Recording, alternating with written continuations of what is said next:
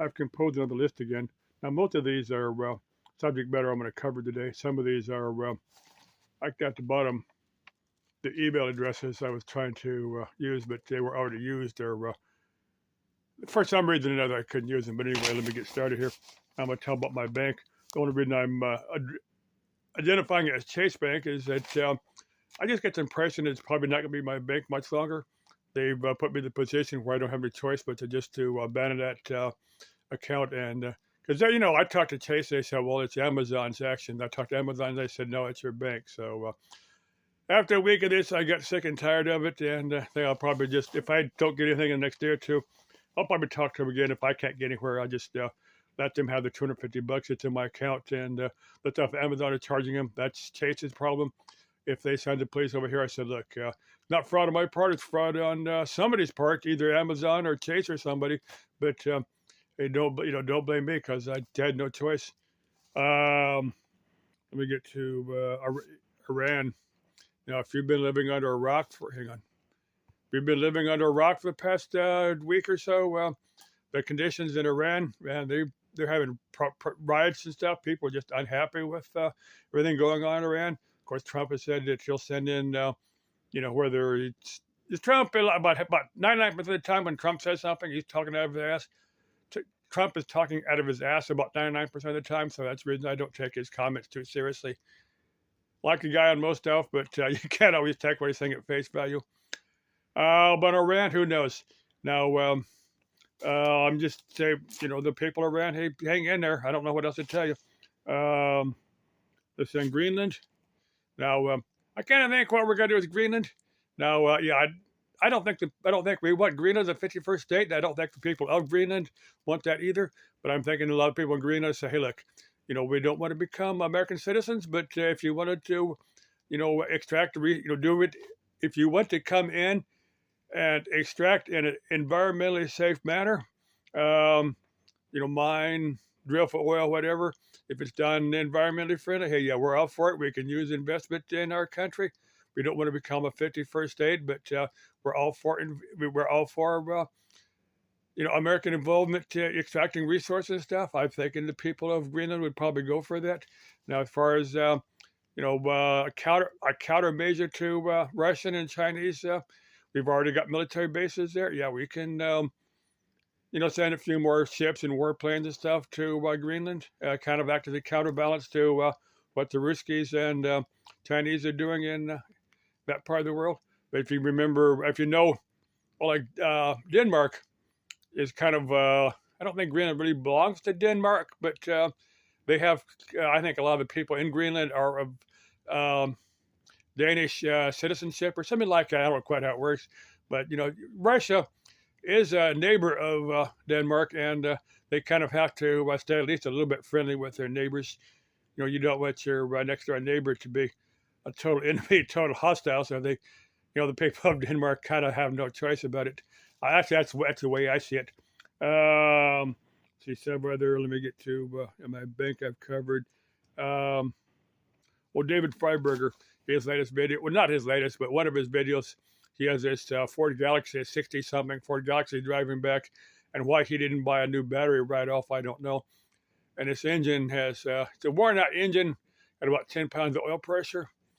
I don't think I would have been driving that thing halfway through the state of California, not with 10 pounds of oil pressure. I think I would have put it on a trailer, because he's got trailers. He could have easily done this, but he's making a YouTube video, and he has the option, if he tears up an engine, call somebody and get it towed or trailered home.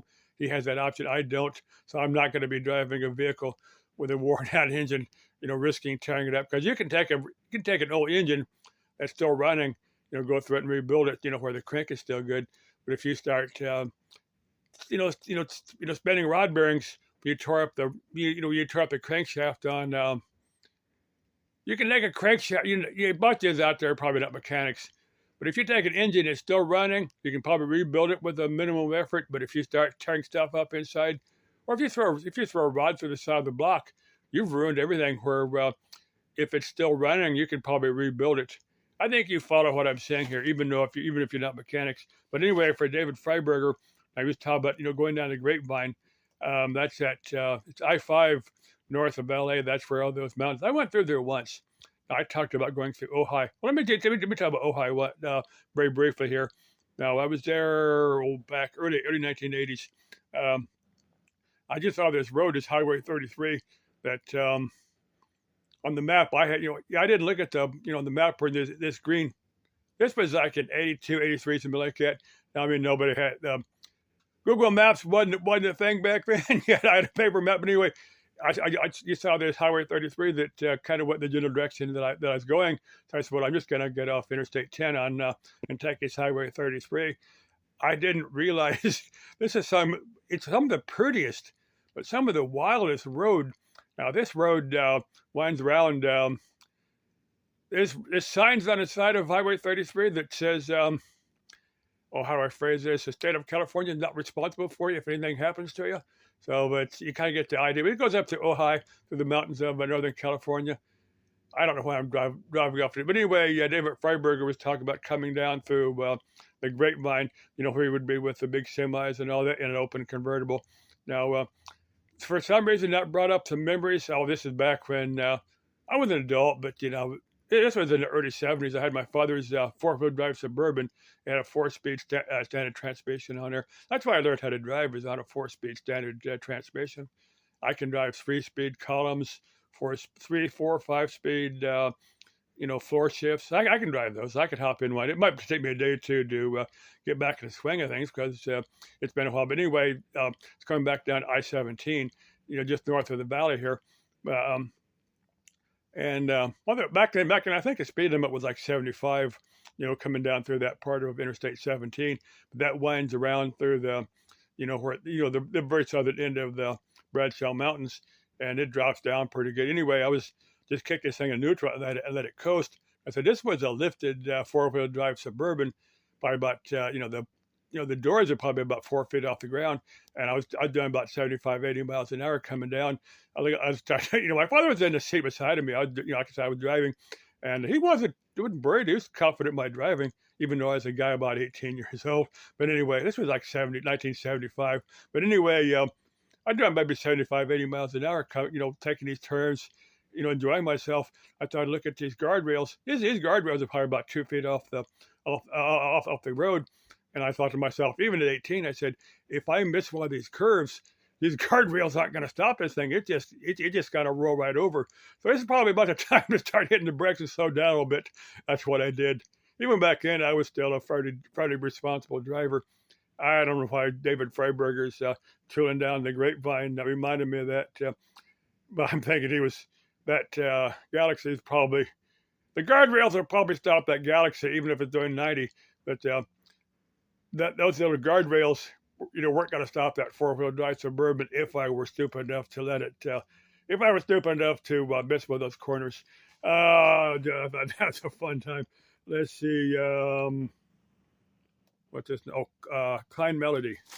Oh, I can't. This song is stuck in my head with those songs that it's Christine Stark's Klein Melody. What do you mean small melody is what it means? But it's such a, hey, go here on YouTube. Type, search Christine Stark, Klein Melody, and this song will come up. Very pretty song. It's a rock song. I mean, it's got a rock beat. They call that Schlager, but it's a rock beat. But it's got German words to it. But you'll understand it. Now, this phrase is not for the kiddos. Now, don't go repeating anything even because it sounds cool. But the phrase Klein Muschi, gross titten. If somebody wants to send me an email. JamesGodman61 at gmail.com. I believe that's correct, but I've only had that email for about a week, so I won't guarantee that's right, but I think it's right. JamesGodman61 at gmail.com. I think that's right. I said if you send me a text, I'll just have to assume that you're an adult and explain what Klein Muschi, gross titten means. But Christina Stark is, I'd say Klein Muschi, Klein titten. Still love her. She's still a cute chick, still a nice chick, and very, very talented singer. Christine, Frau, if you speak English, hey, make a song or two. I've seen several other Schlager singers. Vanessa May, for one. I've seen her sing one or two songs in English. If you can sing, and especially that other chick, very, very talented, Helena Fischer. Now, Helena Fischer's got a bunch of songs in English, along with, most of her stuff is in German. Um, she's got one in Spanish, Feliz Navidad. Very, very pretty song. That's the only one she's got in Spanish. She's actually born in Russian. She's got some stuff in Russian. I'm sure she's fluent in Russian, except most of her stuff is in German because that is where she's currently living. Helena Fischer, if you want to listen to her stuff, very, very talented singer. Let's see, Klein Melody. Oh, there's a Baron von. I need to get the exact name. Now, it's not a currently used phrase. Baron von Ruben something. Back during the administration of James K. Polk, he's like our 11th president. There's like five American presidents named James. James Madison, James Polk, James Earl Carter, and there's about three more. James Madison, I think I mentioned him. But anyway, during the administration, there was a piece of information totally made up about his political opponent. I don't know who made it up, but it was attributed to a false character. It was that his opponent had once owned slaves and actually used a branding iron, to brand his slaves so they would be recognized. Now, totally false piece of information. This is back in the days when, a handful of American presidents did own slaves earlier in their life. I think most of them, released them, before they ran for president, just so that wouldn't be an issue. But anyway, it was attributed to a false character, Baron von Ruben something. I'm going to get the exact, because it's mentioned on this YouTube channel, Words Unraveled. Very, very good YouTube series if you want to watch the etymology of different words. And I love that, words, their current meaning. Now, there's something that the Voice of America used to do. Now, I used to love to listen to the Voice of America back in the days when they were on shortwave, and I think they are in a few parts of the word, but they would have words and their meanings. There'd be words in English, and what they come to mean. Now, that's one of the things I miss about the Voice of America, because I don't think they're doing any English language broadcast to the United States, but they used to do. These were actually English language broadcasts to other parts of the world. And because they were shortwave and they were intended to be bounced around the world, they would end up here in the U.S. with a good shortwave radio. You could listen to them. But this Words Unraveled, one of their features, and talk about this Baron von Ruben something. Like I said, it's not a word used today, but it was back in the early 1800s. It was used to talk about false information used to gain a political advantage over an opponent. That's what it meant. Now, I'm going to finish with these Bluetooth headphones. Now, I used these for about half an hour last night, and they do work. I don't know quite how they ended up at Goodwill for $2 or $3. A lot of stuff in there is still good. And like with clothing, I've covered this a few times. Perfectly good clothing, you wonder how they end up. And with some stuff, you think, well, did these... I've covered this a handful of times. Look at all that stuff that looks almost brand new. Like underwear or like a hiking pack, something like that. And you wonder, were these part of an estate of a dead person that the person that owned them or the person that inherited them just didn't want them because associated with a dead person? Did these socks, did these underwear, did this T-shirt belong to a dead person? That's kind of a creepy thought. I mean, why else would somebody get rid of perfectly usable merchandise like these Bluetooth headphones? Did the person that once owned them think they were no good and just give them to Goodwill?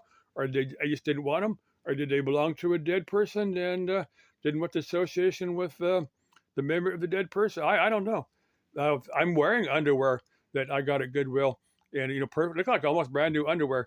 Did that underwear once belong to a dead person? And that's kind of creepy. Kind of makes me feel creepy thinking about the underwear and the socks and the pants and this T-shirt I'm wearing. Maybe they once belonged to dead people. Now there was, it was Adam the Woo. This 2 or 3 years ago. Now I'll touch on Adam the Woo here in a second here. Now he went to his museum. It was full of, and with a sign outside, we exhibit and we sell dead people's items. I thought that was kind of interesting. I guess Adam the Woo kind of found that interesting too, kind of fitting for, I wonder what's going to happen to Adam the Woo's his house and his property and stuff. Kind of really, really sad because I really love the guy. I'm sure thousands of his, maybe millions of his viewers are, deeply missing the guy. And we're kind of curious as to what happened to him. I seriously doubt it was anything like foul play. I'm almost certain it was natural causes. Whether it was heart attack, blood clot, because he just got off a very long international flight from Europe.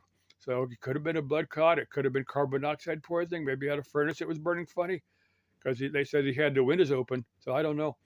I'm wondering what's going to happen to the state. Now, there's two places that Adam the Woo would like to visit here in Arizona. There was that cowpuncher. I was going to go down there, but I had that deal with my bank, so I can't use my pickup until I get insurance on it. Plus, I had a bunch of my money tied up in my bank, and it was I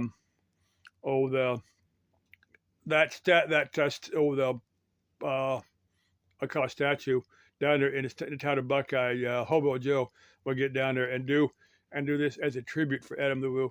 I'm intending to get down there, and I was going to go down there like last Monday, but I found my bank account was frozen because what had happened to it. I've gone 16 minutes. I rambled on here long enough. If there's anything somebody wants to cover with me, if some chick wants to hike some of the mountain trails, maybe a chick that's lonely and looking for a guy, or maybe a chick that's got an invalid husband and just wants a hiking partner, yeah, I'd go for it.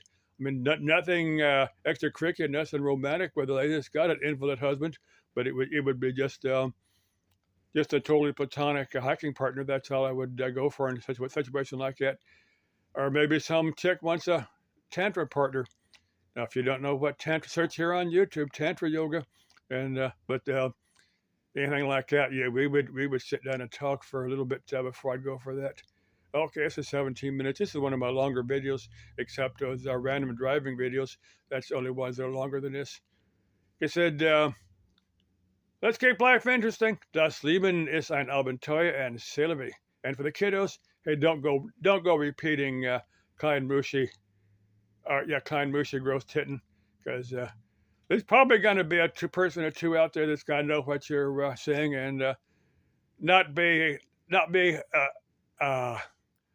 they might take offense to hearing it. Okay, love y'all. Bye-bye.